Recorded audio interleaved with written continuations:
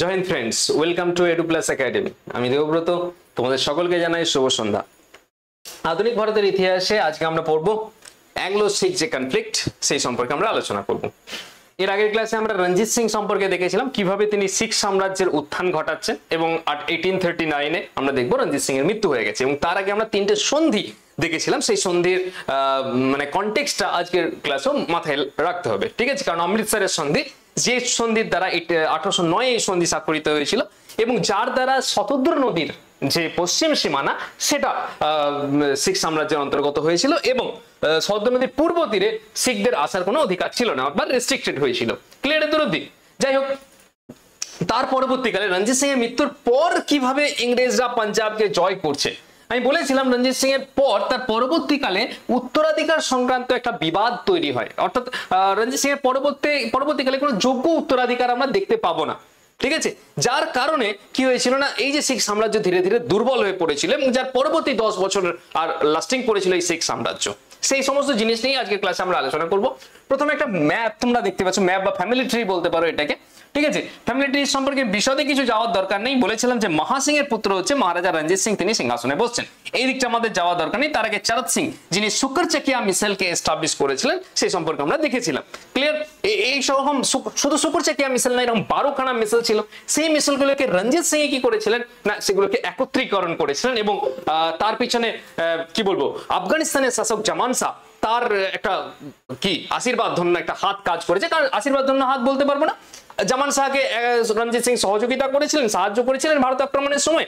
সেই তার প্রতিদান হিসাবে রঞ্জিত সিংকে রাজা উপাধি দিয়েছিলেন জামান শাহ এবং তাকে লাহোরের শাসনকর্তা নিযুক্ত করেছিলেন। বাকিটা এখন আমি যাচ্ছি না। এবার রঞ্জিত সিং এর মৃত্যুর পর মূল যে নোটেতে আমরা ফিরে যাব। চলো, তো শিখ সাম্রাজ্যে কি না গোলযোগ শুরু হবে, এটাই তো আমাদের আলোচনার মূল বিষয় ছিল। চলো, তাহলে রঞ্জিত সিং এর মৃত্যুর পর শিখ সাম্রাজ্যে গোলযোগ শুরু হয়। কিরকম না, তার মৃত্যুর পর তার যে পুত্র কে না খড়গ সিং, তিনি সিংহাসনে বসছেন, ঠিক আছে? এই পুত্র অপদার্থ পুত্র এবং কি বলবো, আফিম সেবনকারী, মানে আফিমের নেশা করে বুধ থাকতো, রাজপাট সম্পর্কে তেমন কোনো উদ্দেশ্য ছিল না। তো এরকম ছেলে, যার নাম হচ্ছে খড়গ সিং, যিনি সিংহাসনে বসছেন। এবার এই খড়গ সিং এর রাজত্ব বেশি দিন টেকেনি, তাকে পদচ্যুত করে তার ভ্রাতা নওনেহাল সিং 1840 খ্রিস্টাব্দে সিংহাসন দখল করছেন, ঠিক আছে? 1 বছরের মধ্যে এইসব গল্প হচ্ছে। কিন্তু নওনেহাল সিং বলা হয় যে কোন একটা দুর্ঘটনায় তার মৃত্যু হয়ে গেছিল। এবার সেটা কনস্পিরেসি ছিল না সত্যি করে দুর্ঘটনা ছিল, সেটা বলা যাচ্ছে না। যাই হোক, খড়গ সিং এর পর নওনেহাল সিং সিংহাসনে বসে, নওনেহাল সিং এরও মৃত্যু হয়। এবং এই অবস্থায় সিংহাসনের উত্তরাধিকার নিয়ে রঞ্জিত সিং এর অপর যে পুত্র ছিল তাদের মধ্যে তীব্র বিবাদ শুরু হয়। দেখো না, একবার ম্যাপে একটু দেখে নাও যে খড়গ সিং আর নওনেহাল সিং, এই যে রঞ্জিত সিং এর মৃত্যুর পর সিংহাসনে বসছে কে না, খড়গ সিং। বলেছিলাম রঞ্জিত সিং এর মৃত্যুর পর খড়গ সিং কোথায় না, এই যে এইদিকে খড়গ সিং সিংহাসনে বসছে। তারপর নওনেহাল সিং সিংহাসনে বসেছিল এবং পরবর্তী পুত্রদের মধ্যে এই দুজনের মৃত্যুর পর এদের মধ্যে বিবাদ শুরু হয়েছে, ঠিক আছে? বেশ, বিবাদ শুরু হলো। এবার যে কনিষ্ঠ পুত্র বা সব থেকে ছোট যে মাইনর পুত্র যে ছিল, যার নাম হচ্ছে দিলীপ সিং, তাকে সিংহাসনে বসানো হবে। এবার একে কেন বলছি সিংহাসনে বসে, বলছি না, সিংহাসনে বসানো হয়েছিল। কার দ্বারা বসানো হয়েছিল না, খালসা বাহিনীর 2 নায়ক ছিল, যার নাম হচ্ছে লাল সিং আর তেজ সিং। এরা পরবর্তীকালে বিশ্বাসঘাতকতা করবে অ্যাংলো শিখ যুদ্ধে, তখন আমরা আলোচনা করবো এদের প্রসঙ্গে। তো এই খালসা বাহিনীর যে 2 নায়ক লাল সিং আর তেজ সিং, তারা রঞ্জিত সিং এর যে নাবালক পুত্র দিলীপ সিং ছিল তাকে রাজা হিসাবে সিংহাসনে বসে। মাইনরকে বসানোর মানে উদ্দেশ্য কি, অর্থাৎ রাজার হাতে মূল ক্ষমতা থাকবে না, মূল ক্ষমতা অচিরে কার হাতে থাকবে, যারা একে বসিয়েছে, অর্থাৎ কিং মেকার, রাজা যারা বানিয়েছে তাদের হাতে মূল ক্ষমতা থাকবে। যাই হোক, তো যখনই কোনো নাবালককে সিংহাসনে বসানো হয়, আমরা ইতিহাসে জানি তার একজন অভিভাবক বা অভিভাবিকা থাকবে। আকবরের সময় আমরা দেখেছি। তো রাজমাতা জিন্দন দিলীপ সিং এর অভিভাবিকা নিযুক্ত হন। রাজমাতা জিন্দন তিনি দিলীপ সিং এর অভিভাবিকা, এবং নামে রাজা কে থাকছে না, দিলীপ সিং। এবং অচিরে ক্ষমতা কার কাছে থাকছে না, লাল সিং আর তেজ সিং, খালসা বাহিনীর 2 নায়ক, এদের হাতে ক্ষমতা থাকছে। এবার চলে আসছি প্রথম অ্যাংলো শিখ যুদ্ধ। এই পটভূমিকাতে কি তৈরি হচ্ছে, ধীরে ধীরে প্রথম অ্যাংলো শিখ যুদ্ধের পটভূমিকা তৈরি হবে। এই যুদ্ধ চলেছিল 1845 থেকে শুরু করে 1846 এই সময় অবধি। 2টো অ্যাংলো শিখ যুদ্ধ আমরা এখানে দেখতে পাবো। প্রথম অ্যাংলো শিখ যুদ্ধ, এই যুদ্ধের কারণ কি ছিল, কি কারণে এই যুদ্ধ সংগঠিত হয়েছিল না, খালসা বাহিনীর রাজনীতিতে অংশগ্রহণ করলে অবস্থা কি হয়, জটিল হয়ে পড়ে। ওই যে বললাম, মূল ক্ষমতা কার হাতে, খালসা বাহিনীর হাতে, ওই যে লাল সিং আর তেজ সিং এর হাতে। তো এরা বীর এবং সাহসী হলেও, খালসা বাহিনীর যারা লিডার ছিল তারা বীর তো ছিল, সাহসী তো ছিল, কিন্তু এরা স্বার্থপর এবং ক্ষমতালোভী ছিল। নিজের ইন্টারেস্ট এরা চরিতার্থ করতে চাইছিল। তো দরবারে ক্ষমতার লড়াই শুরু হয় এবং শিখ নেতৃবৃন্দ খালসা বাহিনীর ঔদ্ধত্যে কি হয়েছিল, অতৃষ্ট হয়ে উঠছে ধীরে ধীরে। এরা নিজেদের ইন্টারেস্ট ফুলফিল করতে চাইছে। বলা হয়ে থাকে খালসা বাহিনীর ঔদ্ধত্যের হাত থেকে নিষ্কৃতি পাওয়ার জন্য এখানে একটা গুরুত্বপূর্ণ স্টেটমেন্ট দেওয়া হচ্ছে, যদিও এই স্টেটমেন্ট সর্বোপরি সঠিক নয়। কি স্টেটমেন্ট না, বলা হচ্ছে যে এই খালসা বাহিনীর হাত থেকে মুক্তি পাওয়ার জন্য, তাদের যে ঔদ্ধত্য আচরণ ছিল সেখান থেকে মুক্ত পাওয়ার জন্য রাজমাতা জিন্দন তাদের ইংরেজ রাজ্য আক্রমণে প্ররোচনা দেন। রাজমাতা জিন্দন কি করে না, তাদেরকে অ্যাডভাইস দেয় যে হ্যাঁ ব্রিটিশারদের প্ররোচিত করো যাতে করে ব্রিটিশাররা আক্রমণ করে, যাতে করে এদের হাত থেকে মুক্তি পাওয়া যায়। যদিও এই মত সর্বজনগ্রাহ্য নয়, ঠিক আছে, বা কি বলবো, সর্বাপেক্ষা সঠিক নয়। বরং শিখ রাজ্যের দুর্বলতার সুযোগ নিয়ে ইংরেজ পক্ষই কি করেছিল, পাঞ্জাব দখলের জন্য তৈরি হচ্ছিল। ব্রিটিশাররা তো দেখছে যে হ্যাঁ শিখ সাম্রাজ্যের মধ্যে এখন অন্তর্কলহ চলছে, তো এই অবস্থার সুযোগ নিয়ে ইংরেজ পক্ষই কি করে, পাঞ্জাব দখলে মনোনিবেশ করেছিল। তো 1840 থেকে ও 1843 খ্রিস্টাব্দে যথাক্রমে ইংরেজ গভর্নর জেনারেল অকল্যান্ড ও এলেন ব্র পাঞ্জাব দখল সম্পর্কে তার যে মন্তব্য করেছিল, সেই মন্তব্যই কিন্তু এই উপরের যে মন্তব্য যে ইংরেজ পক্ষ পাঞ্জাব দখলের জন্য তৈরি হচ্ছিল বা ব্রিটিশারদের ইন্টারেস্ট ছিল, এই মতকে কিন্তু কি বলবো সাজেস্ট করছে বা এই মতকে পোষণ করছে। কি এই দুজনের মত আমরা দেখবো, এদের কি উক্তি ছিল, গভর্নর জেনারেল অকল্যান্ড আর এলেন ব্র। অকল্যান্ড কি বলছে, 1840 খ্রিস্টাব্দে অকল্যান্ড বলছেন যে পাঞ্জাব জয়ের জন্য কোম্পানির সেনাবাহিনী ও কর্মচারীরা অধীর হয়ে উঠছে। অকল্যান্ডের লেখা, তিনি নিজে লিখছেন যে পাঞ্জাব জয়ের জন্য কোম্পানির সেনাবাহিনী ও কর্মচারী তারা চাইছে পাঞ্জাব দখল করতে, অর্থাৎ ব্রিটিশারদের নিজস্ব ইন্টারেস্ট ছিল। এলেন ব্র বলছেন যে পাঞ্জাব অধিকার আসন্ন, অর্থাৎ এরা নিজেদের লেখায় বলেছেন যে পাঞ্জাবকে এবার জয় করার সময় এসছে। এছাড়া লর্ড হার্ডিঞ্জ শতদ্রু নদীর পূর্ব তীরস্থ দুর্গগুলিতে ইংরেজ সৈন্যের সংখ্যা বৃদ্ধি করেন। যে এই যে শতদ্রু নদী সীমানা নির্ধারিত হয়েছিল কিসের দ্বারা, অমৃতসরের সন্ধির দ্বারা। শতদ্রু নদীর পূর্ব তীর ব্রিটিশারদের ছিল, তো এই পূর্ব তীরে ধীরে ধীরে ধীরে ধীরে ব্রিটিশারদের সেনা সংখ্যা বাড়াতে শুরু করেছিল। তার মানে কি, যে সীমান্তে যদি সেনা বাড়ানো হয় তার মানে সেই সীমান্তে কনফ্লিক্ট সম্ভাবনা কোন তৈরি হচ্ছে, তাই সীমান্তে কি হচ্ছে না প্রোটেকশন বাড়ানো হচ্ছে। এবং সেখানে এই সীমান্তে শতদ্রু নদীর পূর্ব তীরে কি হচ্ছে, তাদের নিয়মিত কুচকাওয়াজ শুরু হয়, শতদ্রুর উপর সেতু নির্মাণও শুরু হয়ে যায় এবং মুলতান সীমান্তে একদল ইংরেজ সৈন্যের আগমন ঘটে। ইংরেজদের এই সব কার্যকলাপে শিখরা কি হয় না শঙ্কিত হয়ে যায়, ভীত হয়ে পড়ে, তাই না। আজকে যদি ভারত চায়না সীমান্তে যদি চায়না সেনা ডিপ্লয়মেন্ট, যদি সেনা বাড়তে শুরু করে এবং সেখানে চায়না যদি কোনো ব্রিজ নির্মাণ এই সমস্ত কাজ শুরু করে, তাহলে কি হবে, ভারতীয় সেনারা শঙ্কিত হবে কি হবে না, বা ভারত যদি করে একই রকম অপরপক্ষের একই ব্যাপার। তার মানে আসন্ন কোনো যুদ্ধ হতে চলেছে, ঠিক আছে, কোনো যুদ্ধ আসন্ন। এছাড়া লাহোর দরবারে অবস্থিত ইংরেজ রেসিডেন্ট মেজর ব্রডফুট, একই রকম লাহোরে কি কাকে ইংরেজ ব্রিটিশ রেসিডেন্ট কে থাকতো না, মেজর ব্রডফুটকে বসানো হয়েছিল। তার যে ঔদ্ধত্য আচরণ ও অপমানজনক ব্যবহার শিখদেরকে কি করেছিল, ক্ষুব্ধ করে তুলেছিল। এই যে ব্রিটিশ রেসিডেন্ট রাখা, এই পদ্ধতি ব্রিটিশাররা বহুদিন ধরে ইউজ করে চলেছে, সমস্ত রাজ্যের ক্ষেত্রে, ভারতীয় রাজ্যের ক্ষেত্রে তারা ইউজ করেছে, তোমরা আগে দেখেছো সেগুলো। এমত অবস্থায় রাজমাতা জিন্দন খালসা বাহিনীকে ইংরেজদের আক্রমণে কি করে না প্রণোদিত করে। রাজমাতা জিন্দন তিনি খালসা বাহিনীকে বলেন যে এইদিকে আমাদের ব্রিটিশারদের শত্রুদের ডিপ্লয়মেন্ট বাড়ছে, তো যুদ্ধ করাটা আবশ্যম্ভাবী। তো এই অনুযায়ী 1845 খ্রিস্টাব্দে 11ই ডিসেম্বর শিখ বাহিনী কি করে না শতদ্রু অতিক্রম করে ব্রিটিশ রাজ্য আক্রমণ করলেই কি হয়, প্রথম ইঙ্গো শিখ যুদ্ধ শুরু হয়। দেখো ব্রিটিশাররা কিভাবে প্ররোচিত করছে শিখদেরকে যে হ্যাঁ চলো শতদ্রু নদী, এই হচ্ছে শতদ্রু নদী, এর যে পূর্ব সীমানা এটা তো ব্রিটিশারদের ছিল, এই সীমানায় ব্রিটিশাররা সেনা বাড়াতে শুরু করেছে। তার মানে শিখদেরকে মেসেজ দিচ্ছে যে কোন একটা কিছু আসন্ন, ব্রিটিশাররা যে কোনো মুহূর্তে আক্রমণ করতে পারে। এই নদীর উপর ব্রিজ বানানোর কাজ শুরু হয়ে গেছে, এই বরাবর এই নদীর পূর্ব তীর বরাবর নিয়মিত কুচকাওয়াজ চলছে, এই সমস্ত চলছে। তো শিখরা ভীত সন্ত্রস্ত হয়ে কি করে, তারা এই অমৃতসর সন্ধির শর্ত উল্লঙ্ঘন করে নদীকে ক্রস করে ব্রিটিশারদের আক্রমণ করতে চলে যায়। শিখরা ওই ব্রিটিশাররা তখনই অজুহাত পেয়ে যায় যে তোমরা অমৃতসরের সন্ধি কি করেছো, উল্লঙ্ঘন করেছো, ফলত যুদ্ধ অবশ্যম্ভাবী। ক্লিয়ার এত অবধি? আচ্ছা চলো, কোন কোন যুদ্ধ হয়েছিল এই প্রথম ইঙ্গো শিখ যুদ্ধের মধ্যে না, মুদকি, ফিরোজ শাহ, আলিওয়াল ও সেবরাও, এই চারটে জায়গার যে যুদ্ধ হয়েছিল সেখানে যুদ্ধে যথার্থ বীরত্বের সঙ্গে শিখরা যুদ্ধ করে। কিন্তু এই যে বললাম তেজ সিং আর লাল সিং খালসা বাহিনী যে দুই নায়ক, তাদের যে নির্লজ্জ বিশ্বাসঘাতকতা, এই বিশ্বাসঘাতকতার ফলে এই চারটে যুদ্ধেই পরাজিত হয় কারা, শিখরা। অর্থাৎ প্রথম অ্যাংলো শিখ যুদ্ধে শিখদের পরাজয় ঘটছে। কোন কোন যুদ্ধ না, মুদকির যুদ্ধ এটি 1845 হয়েছিল, ফিরোজ শাহের যুদ্ধ এটিও 1845 এবং 1846 দুটো যুদ্ধ হচ্ছে আলিওয়ালের যুদ্ধ ও সেবরাওয়ের যুদ্ধ। এই চারটি যে মেজর ব্যাটেল, এই চারটে মেজর ব্যাটেলে কি হয়েছিল? শিখরা পরাজিত হয়েছিল। ক্লিয়ার আছে এত অবধি? কার বিশ্বাসঘাতকতায় বলো? না, ওই লাল সিং আর তেজ সিং এর বিশ্বাসঘাতকতায়। ক্লিয়ার এত অবধি?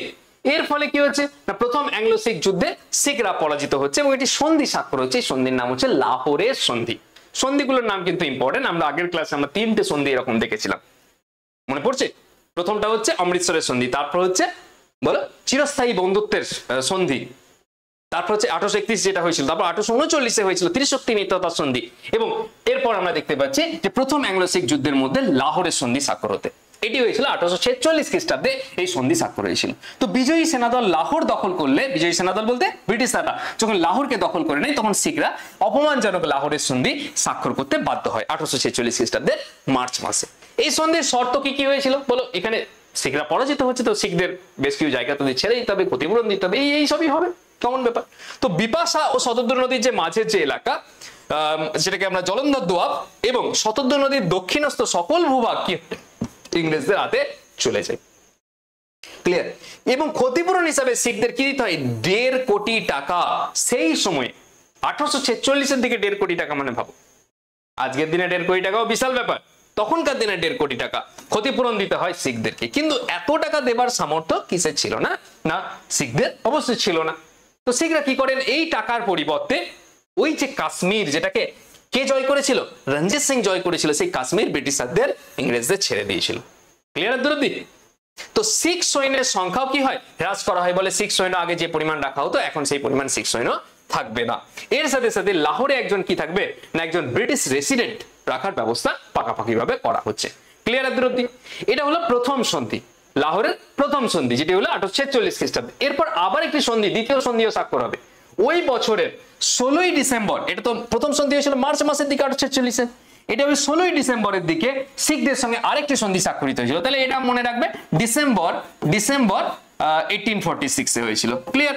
আচ্ছা, সন্ধির শর্ত অনুসারে কি হচ্ছে না, ব্রিটিশ রেসিডেন্ট, আগে সন্ধির শর্ত অনুসারে একজন ব্রিটিশ রেসিডেন্ট ডাকা হয়েছিল, এবার এই ব্রিটিশ রেসিডেন্টের আন্ডারে কি থাকবে? 8 জন শিখ নেতাকে দিয়ে কি করা হয়েছিল? একটি পরিষদকে গঠন করা হয়েছিল, একটি কাউন্সিল তৈরি করা হয়েছিল, যারা কি করবে? শিখ রাজ্যের শাসন চালাবে। বোঝা গেল? তো ব্রিটিশ রেসিডেন্ট এবং তার আন্ডারে 8 জন শিখ নেতা নিয়ে গঠিত একটি পরিষদের হাতে শিখ রাজ্যের শাসনভার অর্পিত হয়, এবং লাহোরে কি থাকবে? একদল ইংরেজ সেনা রাখার ব্যবস্থা করা হয়। বলা বাহুল্য, এর ফলে শিখ রাজ্যে কার্যত ব্রিটিশ শাসনই প্রবর্তিত হয়ে যায় এবং ইংরেজ রেসিডেন্ট স্যার হেনরি লরেন্স তিনি রাজ্যের প্রকৃত ক্ষমতার নিয়ামকে পরিণত হন। ঠিক আছে? এখন শিখদের হাতে মূলত ক্ষমতা থাকলো না, এই যে ব্রিটিশ রেসিডেন্ট তার নিয়ন্ত্রণাধীন, তার আন্ডারে এরা কাজ করছে। মূল শাসক ব্রিটিশ রেসিডেন্ট হেনরি লরেন্স, তার হাতে সমস্ত ক্ষমতা, হ্যাঁ কিনা? তো এই তো গেল প্রথম যে ইঙ্গো শিখ যুদ্ধ, তার যে সমাপ্তি 1846 সালে আমরা দেখলাম দুটো সন্ধির দ্বারা হয়েছিল, দুটি লাহোরের সন্ধি, একটি লাহোরের প্রথম সন্ধি, একটি দ্বিতীয় সন্ধি। ঠিক আছে? একই বছরই হচ্ছে, 1846 হচ্ছে। এরপর আবার আমরা দেখতে পাবো 1846-এ প্রথম ইঙ্গো শিখ যুদ্ধের সমাপ্তি হয়ে গেল, তার 2 বছর যেতে না যেতেই দ্বিতীয় ইঙ্গো শিখ যুদ্ধ আমরা দেখতে পাবো, এবং এই সন্ধির দ্বারাই শিখ সাম্রাজ্য পুরোপুরিভাবে, এই যুদ্ধের দ্বারাই 1 বছর ধরে এই যুদ্ধ চলেছিল 1848 থেকে 1849, এবং বলা যেতে পারে 1849-এই এই যে পাঞ্জাব বা শিখ সাম্রাজ্য কি হয়? ব্রিটিশারদের অন্তর্গত হয়ে যাচ্ছে। কি কারণে তৈরি হয়েছিল চলো দেখা যাক, দ্বিতীয় ইঙ্গো শিখ যুদ্ধ এবং তার কারণ। একটি স্বাধীনতা প্রিয় শিখদের পক্ষে যে লাহোরের যে সন্ধি, অপমানজনক সন্ধি, এটা তো মেনে নেওয়া সম্ভব ছিল না কোনোভাবেই। তাদের যে মূলত মূল ক্ষমতা তো আর কিছু রইল না, ব্রিটিশ রেসিডেন্ট সেই চালাচ্ছে। তো আরেকবার শেষ চেষ্টা করা যাক। তো লাহোরে ইংরেজ সেনাদলের অবস্থিতি যেটা আগের শর্ত অনুযায়ী হয়েছিল, এবং ইংরেজ রেসিডেন্ট হেনরি লরেন্স তার যে ঔদ্ধত্যপূর্ণ আচরণ, শিখ নেতৃবৃন্দের প্রতি অপমানজনক ব্যবহার শিখদের কি করেছিল? বিক্ষুব্ধ করে তুলেছিল। এর সাথে সাথে রাজমাতা জিন্দন কৌর, এই জিন্দনকে ষড়যন্ত্রে লিপ্ত হওয়ার অভিযোগে কি করা হয়? চুনার দুর্গে একে নির্বাসন করা হলে এক ভয়ঙ্কর প্রতিক্রিয়া সৃষ্টি হয়। দেখো, যে রাজমাতা, তাকে যখন নির্বাসন করা হচ্ছে, তাকে যখন সাজা দেওয়া হচ্ছে, তখন সেটা শিখ সাম্রাজ্যের একটি সেন্টিমেন্টাল ইস্যু হয়ে যাচ্ছে, যে রাজাকে যদি অপমান করা হয় বা রাজমাতাকে যদি কোনো সাজা দেওয়া হয়, তো এটা একটা সেন্টিমেন্টাল ইস্যু। ফলে কি হয় না, পুনরায় একটা কি ভয়ঙ্কর প্রতিক্রিয়া সৃষ্টি হয়। ইতিমধ্যে মুলতানের শাসনকর্তা মুলরাজকে পদচ্যুত করা হলে তিনি বিদ্রোহী হয়ে ওঠেন, এবং বিভিন্ন জায়গার শাসক তারাও কি করে না, এই সময় বিদ্রোহী হয়ে উঠেছিল। তার মধ্যে এই যে মুলতান, তার যে শাসনকর্তা ছিল যে মুলরাজ, এই মুলরাজকে পদচ্যুত যখন করা হয় তখন তিনি বিদ্রোহী হয়ে ওঠেন। এই মুলরাজের জায়গায় কাকে বসানো হয়েছিল? মান সিংকে কি করা হয়েছিল? মুলতানের শাসনকর্তা নিযুক্ত করা হয়েছিল। এবং যখন বলো মুলরাজ, এই মুলরাজের জায়গায়, মুলরাজ কোথায় ছিল? মুলতানের শাসক ছিল, মুলতান, ঠিক আছে? এই মুলতানের শাসক কে ছিল? মুলরাজ। মুলরাজকে ব্রিটিশাররা বলে চলো হাঁটাও, মুলরাজের জায়গায় কাকে বসানো হবে? মানসিংকে বসানো হবে। চলো এবার মানসিং তার দখল নেওয়ার জন্য, অর্থাৎ মুলতানের দখল নেওয়ার জন্য কি করে? সে দুজন ইংরেজ কর্মচারী সহ মানসিং কি হয় না মুলতানে এসে উপস্থিত হয়। এসে মুলরাজকে বলে চলো গদি থেকে নামো, এবার আমি এই গদিটাই বসবো, সোফাটাই বসবো। চলো মুলতান দুর্গের বাইরে কি হয় না, এই দুজন ইংরেজ কর্মচারী মার্ডার হয়ে যায়। যখন এই দুজন ইংরেজ কর্মচারীকে নিয়ে মানসিং সিংহাসন দখল করতে এসেছিল, তখন ওই দুর্গের বাইরে দুজন ইংরেজ কর্মচারী মার্ডার হয়ে যায়। বলা হয় এই হত্যাকাণ্ডের সঙ্গে মুলরাজ জড়িত ছিল। বলা হয় এই মার্ডার কে করেছিল? মুলরাজ। মুলরাজ কি নিজের গদি আত্মাতে ছেড়ে দেবে? মোটেই ছেড়ে দেবে না। তো বলা হয় যে এই হত্যাকাণ্ডের সঙ্গে মুলরাজ জড়িত ছিল। বিদ্রোহী মুলরাজকে দমনের জন্য শের সিংকে পাঠানো হয়। বলে দুজন মারা গেছে, চলো এবার আরেকজন শক্তিশালী লোককে পাঠানো হচ্ছে, শের সিংকে এবার পাঠায়। বলো কিন্তু শের সিং এসে কি হয় না, পাল্টি মেরে দেয়। শের সিং এসে এই মুলরাজের দলই যোগ দিয়ে দেয়, দল চেঞ্জ করে নেয়, ঠিক আছে? কিন্তু তিনি বিদ্রোহী দলে যোগদান করেন। হাজারা শাসনকর্তা ছত্তর সিংও এই সময় বিদ্রোহ ঘোষণা করে। তাহলে মুলতান থেকে মুলরাজ কি হচ্ছে? বিদ্রোহ ঘোষণা করছে ব্রিটিশারদের এগেইনস্টে। তার সাথে ছত্তর সিং যিনি হাজারা শাসনকর্তা ছিলেন, এগুলো বিভিন্ন প্রভিন্স ছিল, মুলতান একটা প্রভিন্স, হাজারা একটা প্রভিন্স, বিভিন্ন জায়গায় বিভিন্ন শাসনকর্তা নিযুক্ত ছিল। তো এই হাজারা সিং এরাও ব্রিটিশারদের এগেইনস্টে বিদ্রোহ ঘোষণা করে। এই সব ঘটনার প্রতিক্রিয়া হিসাবে সমগ্র পাঞ্জাবে কি বিদ্রোহের আগুন এই সময় জ্বলে উঠেছিল। পেশোয়ার ফিরে পাওয়ার আশায় আফগানিস্তানের আমির দোস্ত মোহাম্মদ শিখদের পক্ষে যোগদান করেন। আফগানিস্তানের আমির দোস্ত মোহাম্মদ তারও পেশোয়ারকে কি করা না, নিজেদের আওতাভুক্ত করা। পেশোয়ার ব্রিটিশারদের অধীনে চলে গিয়েছিল, হ্যাঁ কি না? তো সেও কি করে এই ব্রিটিশারদের বিরুদ্ধে এই যুদ্ধে যোগদান করেছিল। এবং যুদ্ধ কিসের যুদ্ধ হয়েছিল? এখানে যুদ্ধ হচ্ছে চিলিয়ানওয়ালার যুদ্ধ। ইম্পর্টেন্ট নাম, চিলিয়ানওয়ালা যুদ্ধে শিখরা জয়যুক্ত হয়, কিন্তু পরবর্তী যে যুদ্ধ গুজরাটের যুদ্ধ, সেখানে কি হয়? সম্পূর্ণভাবে শিখরা পরাজিত হয়েছিল। দুটো যুদ্ধ হয়েছিল মেনলি, চিলিয়ানওয়ালার যুদ্ধে শিখরা জয়লাভ করেছিল এবং গুজরাটের যুদ্ধে কি হয়েছিল? শিখরা পরাজিত হয়েছিল।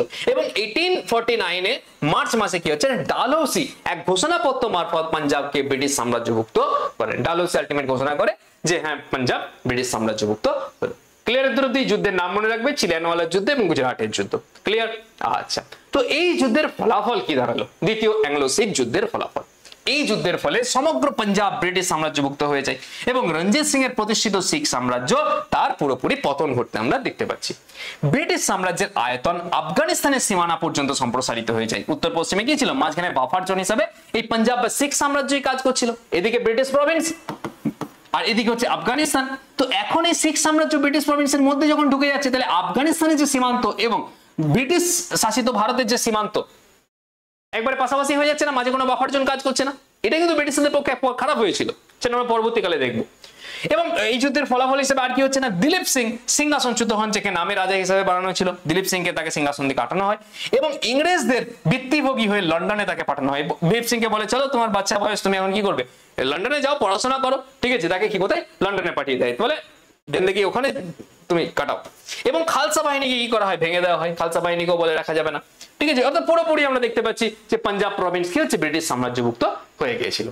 এর সমালোচনা না, বিদ্রোহের অজুহাতে দিলীপ সিং এর পদচ্যুতি ও ইংরেজদের পাঞ্জাব অধিকার নৈতিক ও রাজনৈতিক দিক থেকে কোনো ক্রমেই সমর্থনযোগ্য ছিল না। এই ঘটনা মোটেই সমর্থনযোগ্য ছিল না যে দিলীপ সিংকে এইভাবে পদচ্যুতি করে দিয়ে তাকে এখান থেকে হাঁটিয়ে দেওয়া। যাই হোক, মুলরাজের বিদ্রোহ, এই যুদ্ধ সংগঠিত কেন হয়েছিল? এখানে তো দিলীপ সিং কোনো বিরোধিতা করেনি।